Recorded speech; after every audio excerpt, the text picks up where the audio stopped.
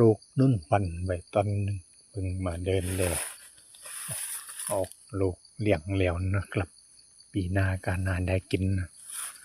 เด็กยีลาวนิทานให้ฟังลาวเนี่ยเรื่องเกี่ยวกับลูกนุ่นนี่นุ่นปั่นเป็นนุ่นดีใช่ไหมนะกินได้ทั้งเนื้อทั้ง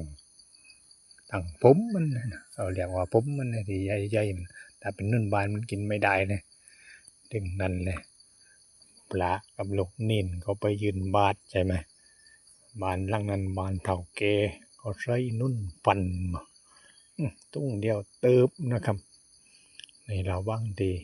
ล็อกมาถึงวัดชั้นข่าวพระนังชั้น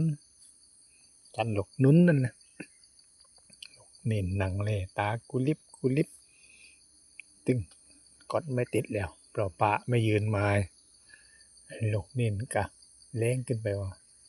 ร่วงพีผมกับฉันได้ร่วงพีก็ตอบรับมารู้แล้วเนี่ยนี่ฉันดังเหนือดังผมอยู่นี่ลูกนิ่นนายแต่ยืงนังเกาหัวเกลก